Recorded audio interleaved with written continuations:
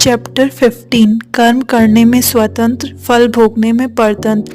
श्रीमद् भागवत गीता का एक महावाक्य है, कर्मण्येवाधिकारस्ते मा फलेषु कदाचन। कर्म करने पर तेरा अधिकार है किंतु फल भोगने पर तेरा अधिकार नहीं है। तू कर्म कर किंतु फल की आशा मत रख। इस महावाक्य का अर्थ करने में थोड़ी नासमझी होने की संभावना है। भगवान ऐसा नहीं कहेंगे कि तू कर्म कर किंतु फल की आशा न रख। तू पूरे महीने भर नौकरी कर किंतु पहली तारीख को वेतन मांगना नहीं और लेना नहीं। स्टेशन में मजदूर सामान उठाए, उसको मैं गीता का उपदेश करूं कि भाई तू गीता पढ़। कर्म करने पर तेरा अधिकार है किंतु मजदूरी के पैसे मांगने का तेरा अधिकार नहीं है। तब तो वह मजदूर मुझे ऐसा ही जवाब देगा कि मुझे गीता का ज्ञान नहीं, मजदूरी के पैसे चाहिए। गीता आप अकेले पढ़ लेना, मुझे तो मजदूरी के पैसे दे दो।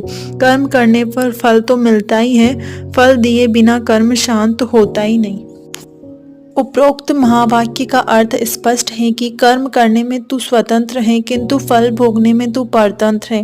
कर्म करना, न करना, कौन सा करना, कैसा नहीं करना, शुद्ध बुद्धि का उपयोग करके उसमें प्रवृत्त होने में तू स्वतंत्र है किंतु उसका फल भोगने में परतंत्र है। यानी तुझे फल न भोगना हो तो भी मजबूरन भोगना ही पड़ेगा। उसमें हिचकिचाहट या छूटने का कोई भी तरीका नहीं चलेगा। मैं आपके यहाँ अतिथि के रूप में भोजन के लिए आया। आपने मेरे लिए खीर, पूरी, 2 सब्जी, पकोड़े, मटर, अचार, पापड़ आदि अनेक पदार्थ बनवाकर मुझे परोसा। उसमें क्या खाना, क्या नहीं खाना और क्या ज़्यादा खाना, उसमें मैं परतंत्र हूँ। मैं जो पदार्थ ज़्यादा खाऊं वह पदार्थ आप ज़्यादा से ज़्यादा प्रेम से परोसेंगे। मेरे स्वास्थ्य को कौन सा पदार्थ अनुकूल है उसकी समझ मुझे रखनी है, आपको नहीं।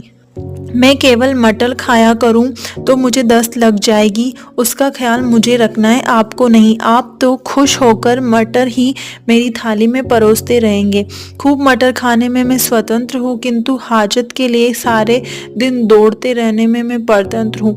इस परिणाम से मैं छूट नहीं सकता, उसमें आपकी या किसी अच्छे डॉक्टर की सिफारिश नहीं चलेगी।